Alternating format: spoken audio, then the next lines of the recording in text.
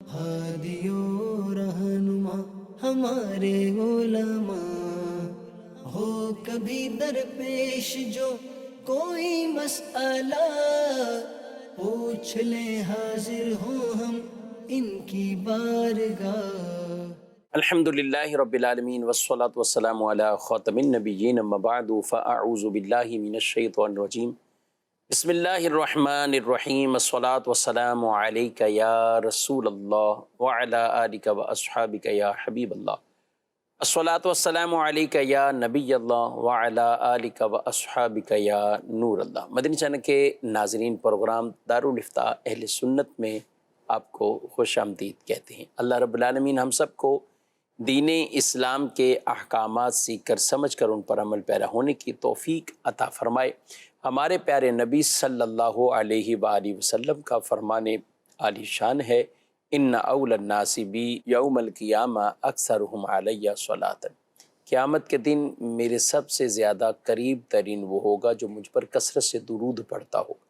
صلو علی الحبیب صلی اللہ تعالی علی محمد صلی اللہ علیہ وآلہ وسلم۔ آج کے ہمارے مہمان ہیں مفتی محمد کفیل رضا اطہاری، ان کو بھی خوش آمدید کہتے ہیں۔ کیسے مزاج گرم؟ الحمدللہ علی کل حال۔ آپ ماشاءاللہ الحمدللہ۔ ویڈیو سوالات کی طرف دیکھتے ہیں، ناظرین کیا پوچھیں۔ میرا سوال آپ سے یہ ہے کہ کچھ لوگ یہ کہتے ہیں کہ بیوہ کی عدت ختم ہونے کے بعد کیا اس کا ایک دفعہ میکے جانا ضروری ہے، چاہے وہ ایک دن ہی رہ کر آ جائے؟ جی، ایک ہی دن بھلے رہ کر آئے لیکن میکے جانا ضروری ہے۔ بسم اللہ الرحمن الرحیم۔ عدت کے حوالے سے شرعی حکم یہ ہے کہ عدت جب تک مکمل نہیں ہوتی، عورت اپنے گھر سے شرعی عذر کی بنا کے بغیر جو ہے وہ نہیں نکل سکتی۔ شرعی عذر ہو تو اس صورت میں ضرورتاً نکل سکتی، لیکن جب عدت مکمل ہو گئی تو اب عدت کی جو بھی پابندیاں ہیں وہ ختم ہو گئیں۔ ختم ہو گئیں کا مطلب یہ ہے کہ اب اگر اس کے برعکس یعنی پابندی تھی کہ بھئی گھر سے باہر نہیں نکل سکتی، تو اب اگر گھر سے باہر جانا چاہے تو جا سکتی ہے، جانا ضروری نہیں ہے۔ ٹھیک۔ تو یہ کوئی اعتکاف کی طرح نہیں ہے کہ ٹائم پیریڈ ختم ہو گیا اب آپ مسجد سے اٹھ کے جو ہے وہ گھر جائیں گے، تو ایسا نہیں ہے۔ بلکہ اگر آپ اپنے گھر میں ہی جو ہے وہ خاتون رہتی ہیں، اچھا اسی طریقے سے زیب و زینت کی پابندی ہوتی ہے عدت کے اندر، تو اب ضروری نہیں کہ جیسے عدت ختم ہو تو وہ فوراً زیورات پہننا شروع کر دیں۔ صحیح۔ نہیں، اگر وہ نہیں پہننا چاہتی تو ان کو اختیار ہے کہ وہ یعنی معمول کی زندگی میں ہوا۔ معمول کی زندگی میں۔ تو اسی طرح میکے بھی جانا کوئی شرعی اعتبار سے عدت کے خاتمے کے لیے ضروری نہیں ہے۔ جانا چاہیں کہ بھئی ایک لمبا ٹائم گزر گیا، عدت وفات میں 4 ماہ 10 دن ہو گئے، ملاقات نہیں ہوئی ہوگی پوری فیملی سے ایک ساتھ، اس طور پر جو ہے وہ جا رہی ہے، یا اپنے غم کو جو ہے وہ ختم کرنے کے لیے کہ ایک ہی جگہ پر میں رہ رہی ہوں، تو اب جو ہے وہ ایک انسان جو ہے وہ غم کے اندر کیفیت میں ہوتا ہے، تو اب یوں تھوڑا سا جو ہے وہ ماحول کی تبدیلی کے لیے وہ جانا چاہے تو جا سکتی، حرج نہیں۔ لیکن شرعی اعتبار سے جانا ضروری نہیں۔ جس عورت کا میکا نہیں ہے، ایسا بھی ہوتا ہے کہ عورتوں کا میکا جو ہے وہ نہیں ہوتا کہ بھئی والدین انتقال کر گئے، بھائی ہیں نہیں، بہن کے گھر جا نہیں سکتی، یا اور بہت سارے مسائل ہوتے ہیں، تو شرعی اعتبار سے کوئی ایسا ضروری نہیں ہے کہ وہ میکے لازمی ہی جائے تو ہی عدت ختم ہوگی، بلکہ کہیں بھی جانا ضروری نہیں ہے۔ ٹائم جب ختم ہو گیا تو اب اس کی عدت ختم ہو گئی، پابندیاں ختم ہو گئیں، اب ضرورتاً جا سکتی ہے۔ بلا ضرورت خامہ خواہی کے اندر اس کو نہیں کہا جائے گا کہ نہیں جناب باہر نکل جاؤ تم، تو یہ کوئی درست بات نہیں ہے۔ اور یہ صرف ایک نہیں، عدت کے حوالے سے اتنی لوگوں میں غلط فہمیاں پائی جاتی ہیں۔ کچھ تو قبرستان بھیج دیتے ہیں، جی، یعنی آپ جائیں اور یعنی فاتحہ جو ہے وہ اپنے شوہر کی جو ہے وہ اس پر جو ہے پڑھ کر آئیں۔ اچھا، یعنی برعکس صورتحال ہے۔ اگر آپ طلاق والی عدت دیکھیں تو اس کے معاملات ٹوٹل برعکس ہوتے ہیں۔ حالانکہ طلاق والی عدت کے اندر بھی شوہر کے گھر میں ہی عورت کو پردے کے ساتھ عدت گزارنی ہوتی ہے۔ اب اگر جوائنٹ فیملی سسٹم کے اندر وہ رہ رہے ہیں تو بھئی ٹھیک ہے، عورت جو ہے وہ اپنے کمرے کے اندر جو ہے وہ رہے گی، وہیں پر عدت گزارے گی، شوہر وہاں نہیں جا سکتا اس کے کمرے میں، شوہر کسی اور کمرے میں جو ہے وہ رہے گا، کوئی نہ کوئی گھر کی خاتون ہر وقت ان کے ساتھ ہی رہے کہ اکیلے کے بھی ان کو اکیلے چھوڑ کے جو ہے وہ نہ جائیں۔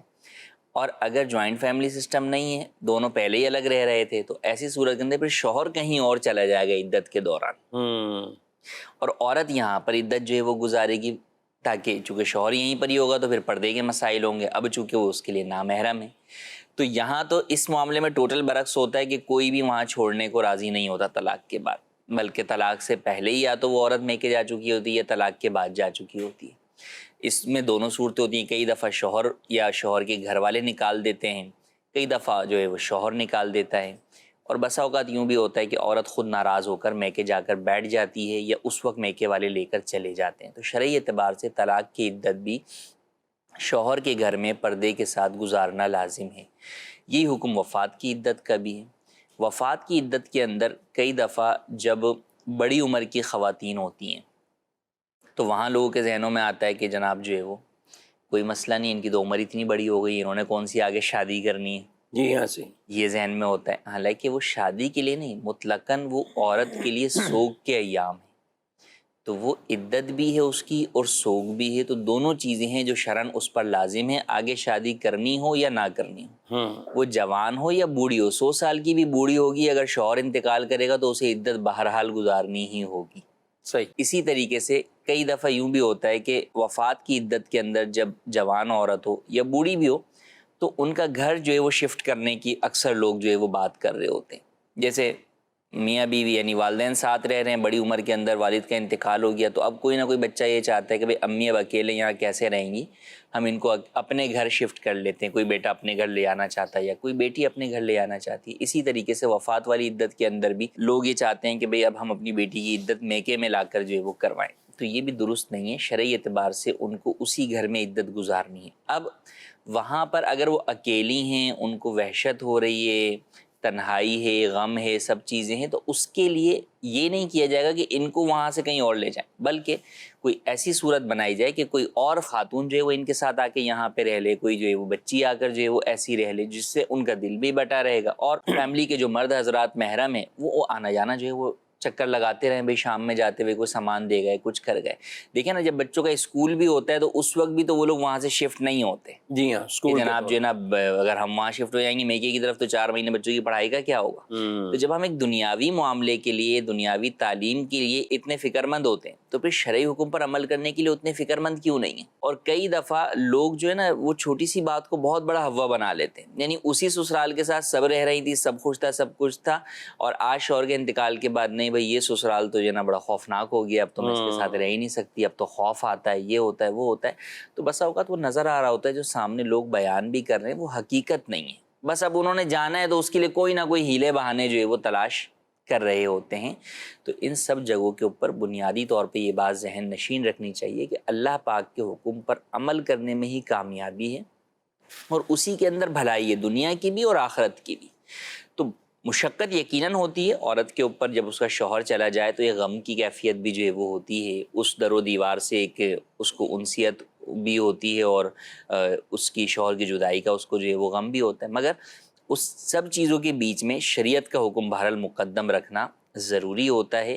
تو اس میں میکے والوں کو بھی، دیگر آس پڑوس والوں کو بھی، سب کو چاہیے کہ ایک عورت کی اس معاملے میں مدد کریں اور اس کی ذہن سازی اسی پر کریں کہ بیٹا جو شریعت کا حکم ہے تم اس پر عمل کر لو، 4 ماہ 10 دن گزر جائیں، یا عدت طلاق ہے تو اس کے اندر جو ہے وہ 3 ماہواری گزر جائے، یا حاملہ ہے تو حمل جو ہے وہ ہو جائے، تو پھر اس کے بعد جو ہے وہ تم جہاں چاہو گی وہاں پر ہمارے ساتھ آ کر رہ لینا۔ ٹھیک ہے، ماشاءاللہ کافی ڈیٹیل تفصیل، یعنی اس میں بعض کا دونوں طرف، اگر طلاق کی ہم بات کریں تو اس کی عدت میں دونوں طرف سے مسائل ہوتے ہیں، یعنی لڑکے والے بھی اب یہ کہ یہ تو اب ہمارے لیے ایک بوجھ ہے جی، اور یہ اس گھر میں کیوں پڑی ہوئی ہے، ہمارا گھر ہی ٹوٹ گیا، اور یہ سب چیزیں وہ اپنی جگہ ہیں، لیکن اس کے باوجود وہ بھی وہاں کسی طرح بھی جو ہے وہ ٹھہرنے نہیں دیتے، بلکہ تکلیفوں میں اضافہ کر دیتے ہیں۔ ہمارے معاشرے میں اس طرح کے بھی کچھ انداز، اور بعض ایسے ہوتے ہیں کہ جو سیپریٹ ہی رہ رہے ہیں اور وہاں صرف شوہر کا معاملہ ہے، ظاہر ہے 3 طلاقیں ہوگی تو اس کو پردے کا جی، معاملات آئیں گے، وہ وہاں سے چلا جائے، کوئی اور خاتون وہاں پہ بڑی خاتون آ جائے جو ان کے ساتھ رہے، تو اس میں دونوں طرف کے معاملات آپ نے دیکھا کئی مرتبہ آگے پھر آ کے کہتے ہیں کہ عدت تو گزار لی ہے، خرچے کا کیس کر دیں گے جی، کہ شوہر نے خرچہ نہیں دیا۔ اب شوہر سے آپ نے کیا رہائش مانگی تھی، یا اس نے گھر سے خود نکال دیا تھا، کیا کیا تھا، تو اب اتنے سالوں بعد یا عدت کے دوران ہی خرچے کا وہ کیس کرنے کے لیے؟ جب آپ نے خرچے کی بات چھیڑی تھی تو اس کو بھی ہم تھوڑا سا بیان کر دیں کہ خرچہ، عدت کا خرچہ شوہر پر لازم ہے، مگر یہ اس وقت لازم ہوگا، اچھا عدت طلاق کا ہوگا، عدت وفات کا خرچہ نہیں ہوتا کیونکہ شوہر ہی نہیں رہا جس کے ذمہ جو ہے وہ لازم ہے. تو عدت طلاق میں خرچہ اسی وقت ملتا ہے جب کہ عورت شوہر کے گھر پر عدت گزارے پردے کے ساتھ. اگر عورت جو ہے وہ شوہر کے گھر سے خود ناراض ہو کے چلی جاتی یا اسے میکے والے لے کے چلے جاتے ہیں تو اب عدت کا خرچہ لازم نہیں ہوگا. ہاں اگر شوہر نکال دیتا ہے کہ بھئی تم میرے گھر سے نکلو، تو اب ایسی صورت میں مجبوراً عورت جو ہے وہ عدت اپنے میکے میں ہی کرے گی. ایسی صورت کے اندر بہرحال پھر شوہر کے اوپر خرچہ لازم ہوگا. جی مزید سوال. محمد دانش اتاری شارجہ سے عرض کر رہا ہوں. مفتی صاحب کی بارگاہ میں عرض ہے کہ ہاتھ کی انگلی پر چوٹ لگی جس کی وجہ سے ناخن کے نیچے خون جم گیا اور اس کا کلر بھی جو ہے وہ چینج ہو گیا ناخن کا، لیکن 4-5 دن کے بعد وہ خون جو ہے وہ آہستہ آہستہ نکل گیا. انگلی میں درد باقی ہے لیکن اب خون تو نہیں آ رہا، لیکن بعض اوقات جب غور کرتے ہیں تو ہلکا سا پانی جو ہے وہ ناخن کے اطراف پہ آ جاتا ہے زخم سے نکل کر. تو کیا ایسی صورت میں یہ وضو کو توڑ دے گا؟ جی بہنے کی مقدار میں اگر وہ پانی جو ہے وہ نکلتا ہے تو ایسی صورت کے اندر وضو ٹوٹ جائے گا، اور اگر بہنے کی مقدار نہیں ہے، صرف ہلکا سا چمکا ہے تو وضو نہیں توڑے گا. جی مزید. ہم جو عشاء کی نماز ادا کرتے ہیں اس کے اندر ہم جو وطر ادا کرتے ہیں تو اس وطر کے اندر جو نیت کی جائے گی وہ مطلب عشاء کی وطر کہیں گے یا خالی وطر کی نیت کی جائے گی؟ جی عشاء کی مطلق وطر کی نیت آپ کر سکتے ہیں کیونکہ وطر ہوتی ہی عشاء کے اندر ہے اور کسی وقت میں وطر نہیں ہوتی. عموماً لوگ ہم جو ہے وہ یعنی یوں کہیں کہ میں نیت کا تو 3 رکعت نماز وطر واسطے اللہ تبارک و تعالیٰ کی منہ میں رکھا بشریف طرف اللہ اکبر، تو یوں بھی کر سکتے ہیں. اور اگر کسی نے یوں بھی کہہ لیا کہ میں نماز عشاء کی 3 رکعت نماز وطر پڑھتا ہوں تو بھی حرج نہیں ہے، دونوں طرح درست ہے. کچھ ایسے میں سے ہیں ان کو بھی شامل کرتے ہیں. یہ سوال کہہ رہے ہیں کہ عمرہ کرنے سے حج لازم ہو جاتا ہے؟ عمرہ کرنے سے حج لازم نہیں ہوتا، عام ایام میں تو بالکل بھی نہیں ہوتا. جو اشہر حج ہیں شوال المکرم، ذوالقعدۃ الحرام اور ذوالحجۃ الحرام کے ابتدائی جو ہے وہ 10 دن یہ حج کے مہینے کہلاتے ہیں. ان ایام میں اگر کوئی شخص مکۃ المکرمہ کے اندر جو ہے وہ موجود ہو تو اس کے اوپر حج لازم ہو جاتا ہے. مگر یہ اس زمانے کی بات ہے کہ جس زمانے میں لوگ اگر وہاں پہنچ گئے، مثلا شوال سے وہ شخص پہنچ گیا تو اب وہ وہاں پر اس وقت تک رہ سکتا تھا، استطاعت بھی اتنی تھی کہ بھئی نارمل جو ہے وہ اخراجات تھے تو وہ 2-3 مہینے جو ہے وہ رک سکتا تھا. فی زمانہ ایک تو قانونی اعتبار سے مسائل ہیں، دوسرا یہ کہ وہ شخص جو عمرے کے لیے گیا ہے وہ 20 دن کے لیے یا 15 دن کے اخراجات کے لیے گیا ہے، وہ وہاں پر متحمل ہی نہیں ہے اس بات کا کہ وہ 3 مہینے وہاں پر اپنے پیسوں کے اوپر جناب جو ہے وہ رہے. طاقت ہی نہیں، کوئی طاقت ہی نہیں ہے اس کے پاس، مالی اعتبار سے وہ اس بات کی قابل جو ہے وہ نہیں ہے. تو اس صورت کے اندر اگرچہ کوئی شوال میں بھی عمرہ کرے اس کے اوپر حج فرض نہیں ہوگا. ٹھیک ہے. کہتے ہیں کہ مخصوص ایام حدیث کی کتاب پڑھ یا پڑھائی جا سکتی ہے، اور یہ کیسے پتہ چلے کہ یہ قرآن کی آیت ہے؟ جو پڑھانے والی اگر معلمہ ہے، تدریس کر رہی ہیں، تو لازمی سی بات ہے آرام سے پتہ چل جائے گا کہ قرآن پاک کی یہ آیت ہے. بلکہ جہاں پہ قرآن پاک کی آیت ہے لِقَوْلِهِ تعالیٰ یا قول اللہ تعالیٰ، اس طرح کی کلمات ایسے ہی ہے. آج کل تو خیر جو پرنٹنگ ہے اس کے اندر جو ہے فونٹ بھی جو ہے وہ تبدیل ہوتا ہے، اس سے پتہ چل جاتا ہے کہ یہ قرآن کریم کی آیت ہے. تو اسے جو ہے وہ معلمہ تو خیر اسے توڑ کر پڑھا سکتی ہے، چھونے کی اسے بھی اجازت نہیں ہوگی، لیکن جو طالبہ ہے وہ اس مقام پر خاموش ہو جائے گی، وہ اس آیت کریمہ یا اس کا ترجمے کی تلاوت نہیں کر سکتی. باقی حدیث پڑھ سکتے ہیں، حدیث پاک پڑھ سکتی ہیں. اچھا، بے وضو کا بھی یہی مسئلہ ہے، اس میں کوئی احتیاط؟ بے وضو میں بھی یہی ہے کہ پڑھ تو سکتے ہیں لیکن چھونے کے معاملے کے اندر بہرحال اس کے لیے بھی یہ ہے کہ چھو نہیں سکتے آیت کریمہ کو، قرآن کریم کی کسی بھی آیت کو، البتہ بغیر چھوئے زبانی پڑھ سکتی ہے بے وضو. جی مزید سوال. ظہر کی نماز کے لیے مسجد میں چلا گیا تو ظہر کی نماز اقامت کے لیے امام کھڑا ہو گیا تو اس کے سنت نماز رہ جاتی ہے، بعد میں سنت نماز کے لیے کیا کیا کرنا پڑے گا؟ اچھا، دوسری بات، عصر نماز کے بعد نفل نماز پڑھ سکتے یا نہیں؟ سنت نہیں پڑھی تھی، اقامت کہہ دی. اور ہاں، تو اب فرض پڑھنے کے بعد یہ پہلے 2 سنتیں بعدیہ پڑھیں، پھر اس کے بعد ابتدائی جو سنتیں رہ گئی تھیں وہ پڑھیں، پھر اس کے بعد نفل پڑھیں. تو یہ طریقہ اختیار کرنا چاہیے. پہلے 2 سنت پڑھیں. پہلے 2 سنت پڑھیں گے جو بعد والی ہیں، پھر اس کے بعد 4 سنت پڑھیں گے. دوسرا سوال وہ یہ ہے کہ عصر کی نماز کے بعد نفل پڑھ سکتے ہیں یا نہیں. تو نماز عصر کے بعد آپ نفل نہیں پڑھ سکتے. نفل نماز کے لیے مکروہ وقت ہے، تو اس وقت میں نفل پڑھنا جائز نہیں.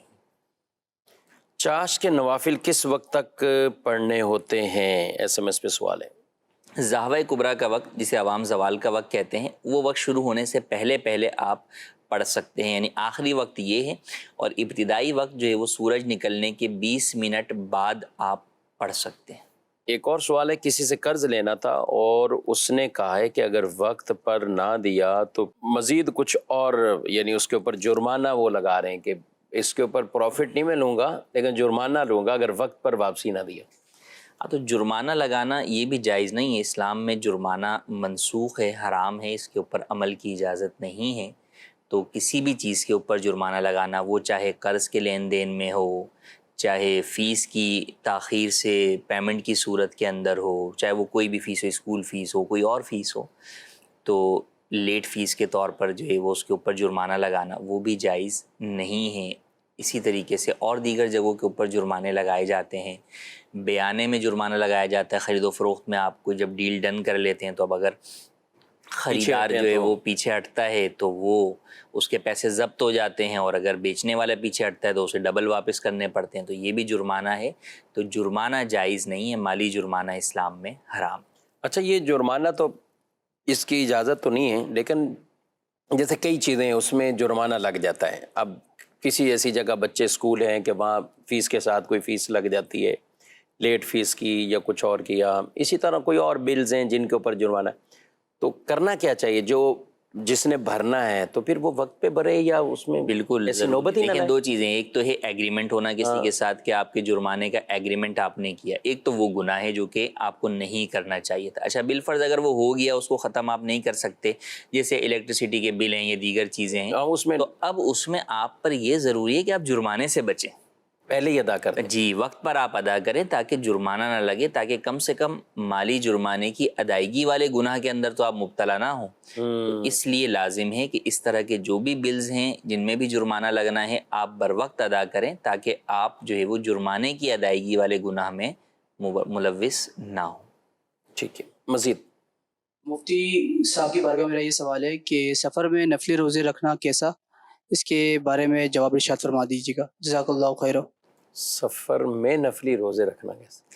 سفر شرعی کے اندر یوں تو فرض روزے بھی چھوڑنے کی اجازت ہے، رخصت ہے، مگر اگر کوئی رکھنا چاہے اور اس کے رکھنے کی وجہ سے جو اس کے ساتھ لوگ ہیں انہیں کوئی تکلیف نہیں ہوتی، تو اس صورت کے اندر اس کا سفر میں بھی روزے رکھنا جو ہے وہ افضل ہے. کون سے؟ منع نہیں ہے، فرض روزے. فرض روزے. اور جو نفلی روزے کا تعلق ہے تو جب رخصت ہے کہ بھئی نہ رکھے، لیکن اگر کوئی رکھتا ہے اور اس کے رکھنے کی وجہ سے اس کے ساتھ جو سفر کرنے والے افراد ہیں انہیں آزمائش نہیں ہوتی، کوئی پریشانی نہیں ہوتی اس کی وجہ سے، تو اس صورت میں وہ رکھ سکتا ہے. وہ اپنی طبیعت کے اعتبار سے دیکھ لے کہ بھئی میں سفر میں روزہ رکھ سکتا ہوں، سفر آسان ہے، پرابلم نہیں ہے، بائی ایئر سفر کر رہا ہوں، ایئر کنڈیشن میں سفر کر رہا ہوں، مجھے کوئی پرابلم نہیں ہے، یہ دن بہت چھوٹے ہیں یا موسم ایسا ہے، تو بالکل رکھ سکتے ہیں. سفر میں روزے رکھنا منع نہیں.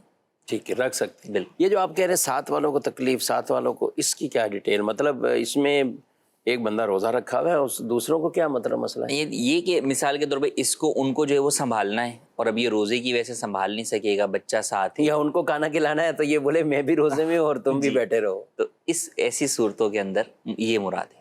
ٹھیک ہے، یہ نفلی طور پر یوں. باقی فرائض میں تو کئی اب آج کل کے جو سفر ہیں لوگوں کے بھی ذہن بنے ہوتے ہیں. ٹھیک ہے، اس میں کچھ ایسے افراد ہوتے ہیں، سفر شرعی بھی ہوتا ہے، تو کوئی بزرگ حضرات یا کچھ ایسے کہ جو نہیں رکھتے، اور وہ نارمل بات بھی ایسے ہوتے ہوں گے کہ جو عذر کی وجہ سے گھر پہ بھی نہیں رکھ پا رہے. تو لیکن اوورال ہم دیکھیں اگر رمضان شریف میں کوئی سفر ایسا کریں یا لمبا سفر کیا نا، تو افطار کے وقت یا دیگر تو کئی ایک تعداد ہوتی ہے کہ جو روزے رکھتی ہے اور وہ نظر آ رہا ہوتا ہے سحری کے اندر بھی. اور پھر اسلامی ممالک کے اندر عموماً ایسا انتظام ہوتا ہے کہ ان کو سحری کے ٹائم میں، عموماً افطار میں تو اتنا مسئلہ کہیں بھی نہیں ہوتا، عموماً سحری میں ہوتا ہے کہ بھئی سحری کے اندر کھانے کا وقت اور کھانا دستیاب ہو کے لوگ جو ہے ہاں وہ تو ٹائم ختم ہو جائے گا نا. ٹائم ختم ہو جائے گا. لیکن ہمارا برعکس ہے کہ روزہ افطار کروانے میں اہتمام زیادہ ہوتے ہیں شاید. مگر سحری کے اندر بھی پھر بھی اسلامی ممالک کے اندر بھی اگر آپ سفر وغیرہ کریں تو ایسی صورتیں بن جاتی ہیں کہ آپ سحری جو ہے وہ آرام سے کر سکتے ہیں. ماشاء اللہ. سب رمضان میں سفر کا آپ کا اتفاق ہوا ہے کہ رمضان میں یا سحری یا افطار میں کبھی؟ نہیں, یہ تو شہر میں بھی نہیں ہوتا ہے کبھی, یعنی گھر پہ ہی. ہاں بالکل صحیح اتفاق. میں ایک دفعہ ویسے تھا کہیں تو افطار میں, اس وقت میں نے یعنی کہیں گیا ہوا تھا تو 15-20 منٹ ابھی رہتے تھے, تو میں نے کہا آرام سے میں مسجد پہنچ جاؤں گا, لیکن افطار راستے میں ہوا اور پھر جا کر مسجد میں ہی جیسے 10 منٹ کا فرق ہوتا ہے آرام سے جماعت مل گئی تھی. لیکن وہ باہر کا ماحول پہلی دفعہ دیکھا, مطلب کہ افطار کا تو میں نے دیکھے میں افطار میں بس اوقات کبھی جو ہے وہ آفس سے گھر جاتے ہوئے لیٹ ہو گئے تو اور لوگوں کے یہ نہیں اس طرح کے جگہ جگہ لوگ دوسرا لگا کر بیٹھے ہوئے ہوتے ہیں. ٹھیک ہے نا, وہ عمرے کے موقع پر جو سفر تھا تو اس میں تقریباً دونوں وقت ہی آ گئے, سحر بھی اور افطار بھی. تو جیسے ایئرپورٹ پر یہ افطار ہوا ہے تو اب وہاں پہ بھی ایک یعنی ہوتا ہے کہ ہر آدمی کوشش کر رہا ہوتا ہے کسی کو افطار کروا دوں میں. جی جی, یعنی لوگوں میں اس طرح کے جذبات ہوتے ہیں. بہرحال یہ جو روزہ چھوڑنے کی اجازت فرض والی ہے نا, یہ بھی شاید ہر ایک کو پتہ نہیں ہے کہ کب چھوڑ سکتے ہیں کب نہیں چھوڑ سکتے. فرض روزے بھی نا, اب جب ہم بھی گئے ہیں تو ہم صبح کی فلائٹ میں گئے ہیں, جیسے صبح 9 بجے تھا, اب 9 بجے یہاں سے گئے جی, تو اس کے لیے بھلے فجر کے بعد تو ہم ایئرپورٹ پہ پہنچ گئے ہیں, لیکن اب سحری کا وقت ہی ختم ہے تو روزہ چھوڑنے کی اجازت ہی نہیں ہے.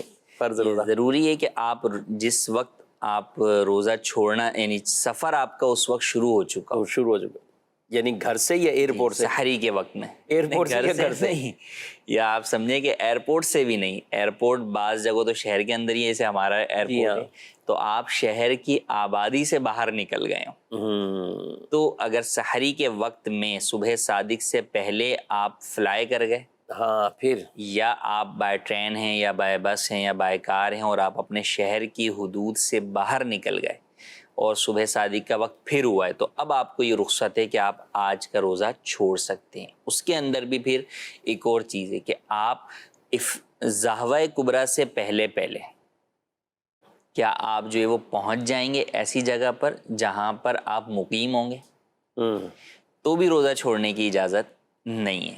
مثال کے طور پر 2 گھنٹے کی فلائٹ لے کر کسی نے جو ہے وہ دبئی جانا ہے, صحیح, تو اب دبئی میں اس کا جو قیام ہے وہ 15 دن کا ہے ایک ہی شہر کے اندر, وہاں پر وہ مقیم ہو گیا, مسافر نہیں ہے. تو اب اگرچہ وہ یہاں سے جب اس نے فلائی کیا تو صبح صادق تھی, صحیح, مگر چونکہ 2 گھنٹے بعد وہاں پہنچ جائے گا تو زہوہ کبریٰ سے پہلے ہی وہ وہاں پہنچ جائے گا, تو اب اس کو روزہ چھوڑنے کی اجازت نہیں ہے. ناشتہ بھی نہیں کرے گا, یعنی اس صورت میں وہ بیچ میں ایسا کوئی عمل بھی نہیں کرے گا, بالکل کوئی بھی ایسی چیز نہیں کرے گا. اسی طرح واپسی آ رہا ہے تو بھی, اسی طرح واپسی جو ہے وہ واپسی آ رہا ہے تو بھی. بہرحال یہ احکامات ہیں, فرض روزے تو فرض ہیں جو رمضان شریف کے ہیں, تو ان کے احکامات ہمیں یوں سیکھنے بھی چاہیے. جن کے رہ جاتے ہیں سفر کی وجہ سے, چھوڑنے کی اجازت ہے تو اس کا مطلب یعنی انہیں قضا کرنی ہے, ان کو تعداد پوری کرنی ہے. اور اس حوالے سے بھی ہمارے افراد کو, احباب کو, لوگوں کو بالکل یہ احساس ہونا چاہیے, اور بالخصوص بہنوں کو, خواتین کو, کہ اگر روزے چھوٹے ہوئے ہیں تو رمضان سے پہلے اپنے ان روزوں کی قضا پوری کر لیں, کیونکہ بعض اوقات رہ جاتے ہیں تو پھر رہ ہی گئے. اب کئی روزے رہ گئے تو کئی روزے ہی ساتھ اسی طرح وہ رہتے گئے, وہ سال بھر موقع نہیں ملا. ایسا نہیں ہونا چاہیے, بلکہ اہتمام کے ساتھ ان روزوں کی باقاعدہ آپ کو تعداد پوری کرنی ہے. جتنے روزے تھے, جتنے قضا رہتے ہیں آپ کے ذمے, ان کو پورا کریں. خواتین کے چونکہ ویسے بھی رہتے ہیں, اور پھر کئیوں کے ہاں جب کوئی ولادت کے سلسلے ہوتے ہیں ہو رمضان میں, تو پھر بعض اوقات یہ دورانیہ اور بڑھ جاتا ہے, یعنی ان کے روزے زیادہ ترک ہو جاتے ہیں, چھوٹ جاتے ہیں. تو اس چیز کا ضرور وہ بہنیں بھی خیال کریں, اور ان مسلمان خواتین کو یہ ضرور چاہیے کہ اپنے ان روزوں کو قضا کریں. مزید میرا سوال ہے, 4 رکعت اگر نماز پڑھ رہے ہوں اور 2 رکعت پہ اگر ایک طرف سلام پھیر دیں اور پھر یاد آئے, تو اب کیا دوبارہ کھڑے ہو جائیں گے یا ہمیں نماز دوبارہ ادا کرنا پڑے گی؟ جی, 2 رکعت پہ ایک طرف سلام پھیرا ہے, اب کیا کریں؟ ایک طرف سلام پھیرا ہے یا اگر کسی نے دو طرف بھی سلام پھیر دیا اور اس کے بعد کوئی ایسا عمل نہیں کیا جو نماز کو فاسد کرنے والا ہے، تو ایسی صورت میں کھڑے ہو جائیں تکبیر کہہ کر اور اپنی بقیہ 2 رکعات ادا کر لیں اور آخر میں سجدہ سہو کر لیں، تو یوں نماز مکمل ہو جائے گی۔ محمد نواز اطاری ہے رحیم یار خان سے، کہتے ہیں کہ جماعت کھڑی ہو چکی ہو تو سنت پڑھنی چاہیے یا جماعت میں شامل ہو جانا چاہیے؟ فجر کے علاوہ بقیہ نمازوں میں تو یہی ہے کہ جب جماعت کھڑی ہو گئی ہے تو آپ جماعت میں شامل ہوں گے، آپ سنت نہیں پڑھیں گے۔ البتہ فجر میں اگر آپ کو اس بات کا گمان ہے کہ میں سنت پڑھ کر بھی جماعت میں شامل ہو جاؤں گا، اگرچہ آخری قعدے میں شامل ہوں گا، تو پھر آپ پہلے جماعت کی صفوں سے ہٹ کر ایک سائیڈ پر کھڑے ہو کر اپنی سنت فجر ادا کریں اور پھر اس کے بعد جماعت میں شامل ہوں۔ اور اگر آپ کو یہ اندیشہ ہے کہ نہیں میں سنت پڑھوں گا تو جماعت ہی پوری فوت ہو جائے گی، تو پھر اب یہاں فجر میں بھی یہی حکم ہوگا کہ آپ جماعت میں شامل ہو جائیں، اور پھر جو سنتیں رہ گئی ہیں ابھی آپ فرضوں کے بعد نہیں پڑھ سکتے، بلکہ اب اگر آپ یہ پڑھنا چاہیں گے تو جب مکروہ ختم ہو جائے گا تو اس کے بھی مکروہ ختم ہونے کے بعد جو ہے وہ آپ پڑھ سکتے ہیں۔ ٹھیک، مزید سوال یہ ہے کہ کچھ لوگ کہتے ہیں کہ شہید زندہ ہوتا ہے تو اس کی بیوی کا نکاح کیوں ہو سکتا ہے؟ جی، بعض احکام جو ہے وہ اس کے دنیاوی اعتبار سے جو ہے وہ ہیں اور بعض جو ہے وہ اخروی اعتبار سے ہیں، تو یوں جو اس کے جو دنیاوی چیزیں ہیں اس اعتبار سے تو بہرحال اس کا جو ہے وہ وراثت بھی اس کی تقسیم ہوگی، اس کی بیوی آگے عدت گزار کے نکاح بھی کر سکتی ہے۔ البتہ اخروی معاملات میں اور دیگر چیزوں کے اندر وہ اس کو زندہ ہی قرار دیا ہے، اسے زندہ ہی تصور کیا جائے گا۔ ٹھیک ہے، یعنی یہاں ترکہ وراثت یہ تمام چیزیں جو ہے وہ ہوں گی۔ ٹھیک ہے۔ نبی صلی اللہ علیہ وآلہ وسلم کی ازواج آپ کے آگے جو ہے وہ یہ آپ کی خصوصیت یہ نبی کریم صلی اللہ علیہ وسلم کی خصوصیت ہے کہ آپ کی ازواج نہ آگے نکاح کر سکتی ہیں اور انبیاء کا ترکہ ویسے ہی تقسیم نہیں ہوتا۔ ٹھیک ہے، یعنی انبیاء کرام نے ترکے میں اپنے کوئی اس طرح کی درم و دینار یا درہم و دینار نہیں چھوڑا، بلکہ جو علم جو ہے وہ چھوڑتے ہیں۔ جی مزید صاحب سے میرا سوال یہ ہے، قبر پر فاتحہ سر آنے کی طرف یا پاؤں کی طرف فاتحہ پڑھنی چاہیے، اور فاتحہ پڑھنے کا طریقہ کیا ہے، ارشاد فرما دیجئے۔ جی، نہ سرہانے کی طرف نہ جو ہے وہ پاؤں کی طرف، بلکہ جہاں پر میت کا چہرہ ہے وہاں جو ہے وہ آپ یوں سمجھیں کہ میت اگر اس طرف ہے تو یوں سینے کی سیدھ میں آپ آ کے یہاں پر کھڑے ہو کر آپ فاتحہ پڑھیں گے۔ اور فاتحہ کا طریقہ یہی ہے کہ آپ قبر سے دور یا مزار پر بھی گئے ہیں تو وہاں بھی 4 ہاتھ کے فاصلے سے کھڑے ہوں اور آپ وہاں پر کھڑے ہو کر سورہ فاتحہ، چاروں کل شریف وغیرہ پڑھیں گے۔ کوئی اور آپ نے تلاوت کرنی ہے یاسین شریف کی اور کوئی سی صورت کی، وہ تلاوت کریں، اور اس کے بعد جو ہے وہ آپ دعا کریں اللہ پاک سے کہ مولا اس کا ثواب جو ہے وہ نبی کریم صلی اللہ علیہ وسلم کو پیش کرتا ہوں تحفتاً، اور درجہ بدرجہ تمام بزرگان دین کو پیش کرتے ہوئے اس قبر کے جو ہے وہ مردے کو پیش کرتا ہوں، یا اس مرحوم کو پیش کرتا ہوں، یا اس صاحب مزار کو پیش کرتا ہوں، تو یوں دعا کر کے فاتحہ مکمل کریں گے۔ مزید تفسیر کے لیے امیر اہل سنت کا رسالہ ہے فاتحہ اور ایصال ثواب کا طریقہ، اس کا مطالعہ کر لیجیے۔ اچھا، کئی جگہوں پر ایسا ہوتا ہے قبرستان میں سپیس ہی نہیں ہوتا نا، جی، اب 4 ہاتھ کھڑا ہونا یا یہ جی، بعض اوقات ہوتا ہے کہ جگہ ہی اس طرف میسر آ رہی ہے، تو پھر جہاں سے آپ میسر پھر ہے جہاں پر چاہے کھڑے ہو کر جو ہے وہ پڑھ سکتے ہیں۔ بہتر یہ ہے کہ جو ہے وہ سرہانے کی طرف نہ جائیں بلکہ پاؤں کی طرف سے جو ہے وہ آئیں، جب انٹری لیں تو پاؤں کی طرف سے ہی جو ہے وہ آئیں، اور پھر جہاں جگہ میسر ہو اس کے مطابق آپ کھڑے ہو کر فاتحہ پڑھ سکتے ہیں۔ ٹھیک ہے، اور یہ بھی ناظرین کرام ضروری نہیں ہے کہ اب بالکل قبر سے قبر ملی ہوئی، اور بعض کا تو ایسی جگہ بھی ہوتی ہیں کہ قبروں پر پھلانگ کے وہ دوسروں پہ پاؤں رکھ کے اپنی مرحوم کے پاس پہنچ رہتا ہے، اس صورت میں بڑے دور کھڑے ہو جائیں۔ بالکل دور کھڑے ہو کر، اور یہ کئی جگہوں پر ہوتا ہے، بڑے شہروں کے اندر تو یہ مسئلہ ہے کہ آپ اپنی مرحوم کی قبر تک تو شاید بغیر پاؤں رکھے پہنچ ہی نہیں پاتے، اکثر قبرستان میں یہی۔ تو اب یاد رکھیں کہ جو آپ پہنچانا چاہ رہے ہیں وہ روحانی طور پر جو ہے اس نے پہنچنا ہے۔ آپ اگر قبرستان کے دروازے پر کھڑے ہو کر بھی ان کو ایصال ثواب کریں گے تو پہنچے گا بھی، اور وہ آپ کا آنا بھی ان کو معلوم ہو جائے گا۔ تو لہٰذا ایسے وقت میں اپنے مرحومین تک پہنچنے کے لیے دیگر قبروں پر پاؤں رکھنا یہ جائز نہیں ہے، ویسے بھی جائز نہیں ہے، اس کام کے لیے بھی جائز نہیں ہے۔ تو لہٰذا دیگر مرحومین، دیگر جو مردے ہیں انہیں تکلیف نہ پہنچائیں، بلکہ جہاں تک آپ بغیر کسی پر پاؤں رکھے جا سکتے ہیں وہاں تک پہنچ جائیں، ورنہ قبرستان کے دروازے سے ہی فاتحہ پڑھ دیں۔ جی مزید سوال۔ پیارے مفتی صاحب یہ ارشاد فرمائیے گا کہ اگر سنت غیر مؤکدہ میں پہلے قاعدے میں ہم نے درود شریف بھی پڑھنا ہوتا ہے، تو اگر کسی نے بھول کر نہیں پڑھا اور وہ تیسری رکعت کے لیے کھڑا ہو گیا تو اس صورت میں کیا سجدہ صاحب کرنا ہوگا؟ جی، اس صورت میں سجدہ سہو لازم نہیں ہوگا، بغیر سجدہ سہو کے بھی نماز ہو جائے گی، بغیر سجدہ صاحب کے بھی. اور یہ ویسے بھی یعنی سنت مستحب ترک پر سجدہ صاحب نہیں ہے، واجب نہیں ہے یہ، تو اس لیے جو ہے وہ سجدہ سہو لازم نہیں. ٹھیک ہے. اچھا جی، آگے سوال ہے، کہتے ہیں کہ ہم عمرے پر جا رہے ہیں اور میں امی کو بھی عمرہ کرواتی ہوں، وہ ویل چیئر پر ہوتی ہیں، اپنا عمرہ بھی امی کو کرواتے ہوئے ادا کرتی ہوں، اس میں کوئی حرج تو نہیں ہے؟ کتاب میں پڑھا کہ کعبے کے قریب تر ہو کر طواف کرنا چاہیے، اس حوالے سے بھی رہنمائی کر دیں. جب آپ کسی بھی ویل چیئر والے کو لیں گے تو آپ قریب تو طواف نہیں کر سکیں گے، بلکہ شاید نیچے بھی نہ کر سکیں آپ. ویل چیئر والے کو عام طور پہ اوپر ہی الگ جو ہے وہ کرتے ہیں، تو بالکل ایسی صورت کے اندر آپ طواف کر سکتے ہو. فضیلت والا معاملہ ہے کہ آپ جتنا قریب ہوں گے اس میں دو فائدے ہو جاتے ہیں، ایک تو آپ کا چکر جو ہے وہ چھوٹا ہو جاتا ہے قریب ہونے سے، اور دوسرا یہ کہ کعبے کا بہرحال قرب جتنا ملے گا اتنا زیادہ جو ہے وہ فضیلت والی بات ہے.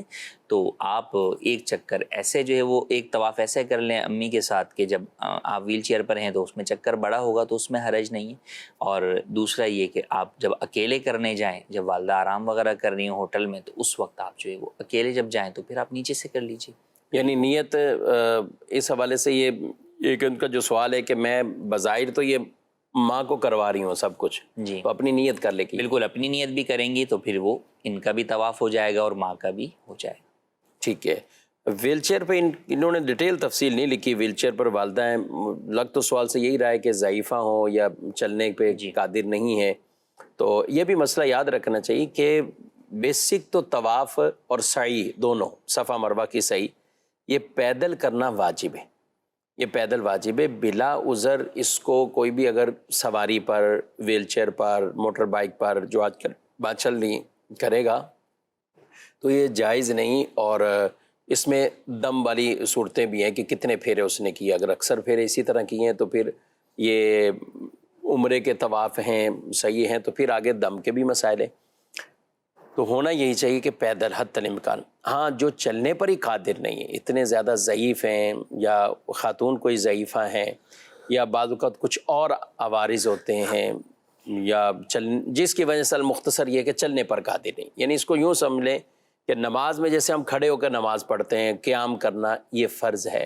تو اب بلا عذر تو قیام ختم نہیں ہوگا نا. کوئی آدمی بیٹھے بیٹھے کہ میری دل چاہ رہا ہے آج تھوڑی سی تھکن ہوگی تو میں بیٹھ کے نماز پڑھ لوں، تو ایسا تو نہیں ہوگا جب تک قیام ساکت والی، قیام ختم کرنے والی کوئی چیز نہ پائے گی. تو اسی طرح طواف کا بھی معاملہ ہے، ان چیزوں میں بھی ہمیں خیال رکھنا چاہیے. مگر والدہ کی اتنی صحت ہے کہ کچھ نہ کچھ چل لیتی ہیں، تو جتنا چل سکتی ہیں بھلے چل کر، اور اگر اتنی ہے کہ پورا ہی طواف چل کر ہو سکتا ہے تو یہ کیا جائے. اگرچہ وہ ہلکے ہلکے چل لیں، کچھ دیر بیٹھ جائیں، کیونکہ بعض لوگ سمجھتے شاید ایک شروع کیا تو ایک ساتھ ہی کرنا ہوگا.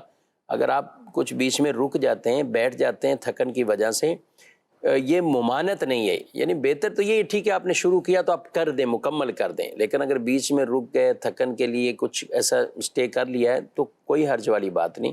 اس طرح کوشش کرنی چاہیے. میں اس لیے کفیل صاحب بول رہا ہوں کہ مجھے جو اس کا تجربہ ہوا جب یہ مسئلہ بیان ہوا، ہمارے دارالحدیث اہل سنت سے ایک فتویٰ بھی اس کا باقاعدہ وائرل ہوا، ویب سائٹ پر اپلوڈ بھی ہے. اور میں بھی جب واپسی آیا عمرے سے تو کچھ باتیں وہاں کی، تو مسائل وغیرہ بھی جمعے میں نے بیان کیا، اس میں نے ویل چیئر والا بھی بیان کیا کہ یہ بھی عذر کی وجہ سے ہے. یہ کوئی شوق تھوڑی ہے یا خدمت تھوڑی ہے کہ آپ یوں کریں. تو میرے پاس ایک آدمی آئے تو انہوں نے بتایا، تو میں تو ہنسی چھوٹ گئی اس کی بات سن کے. بولے کہ میں تو، میری وائف جو ہے نا وہ اس کیفیت میں تھی کہ ان کو میں نے کروایا.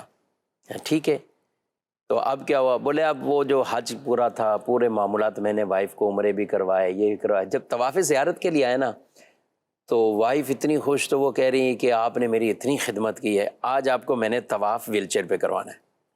تو خود ویل چیئر پہ کر کے آ گئے.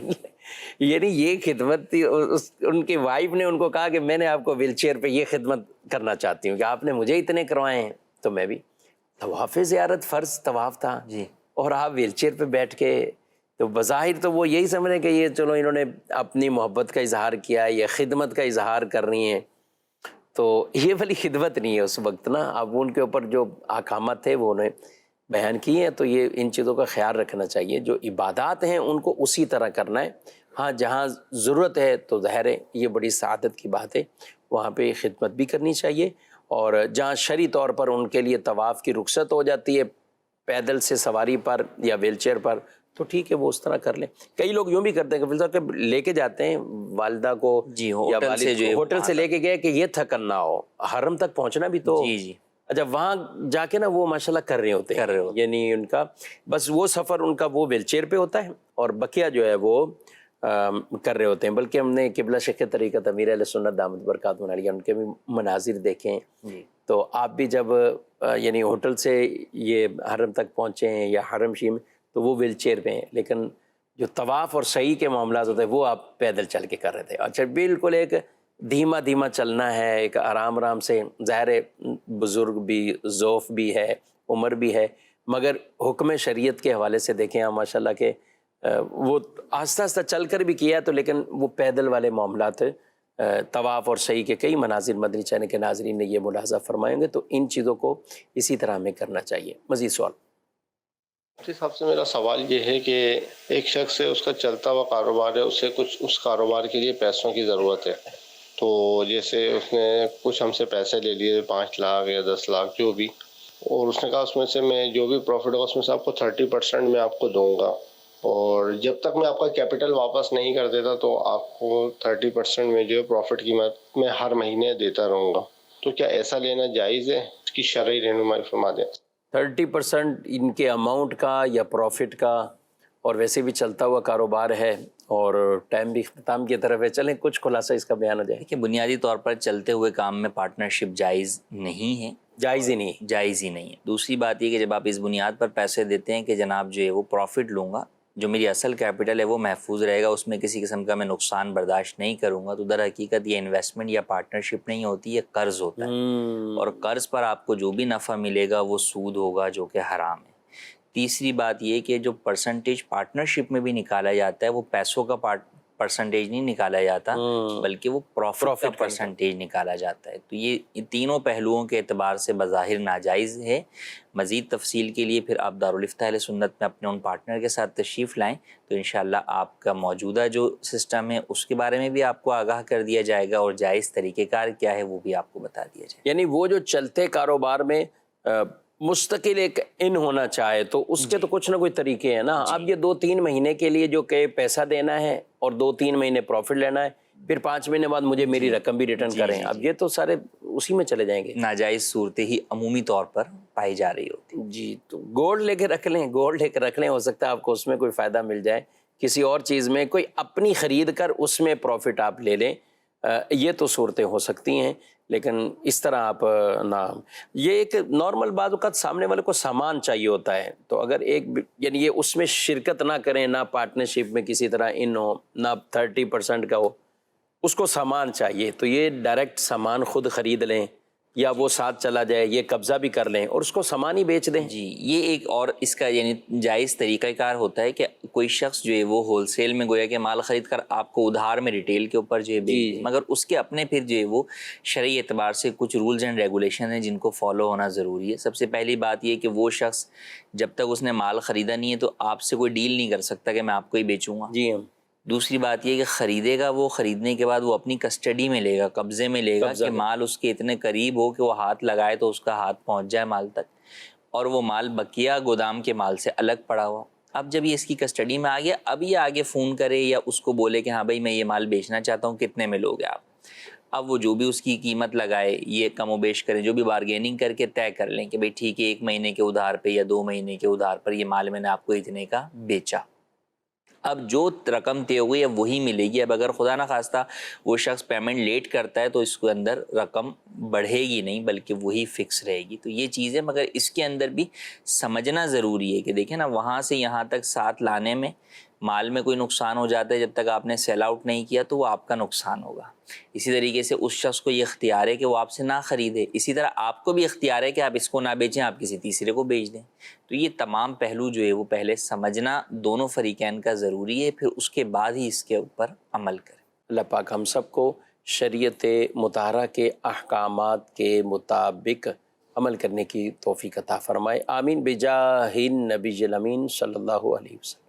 ہادی و رہنما ہمارے علماء، ہو کبھی درپیش جو کوئی مسئلہ، پوچھ لیں حاضر ہوں ہم ان کی بارگاہ۔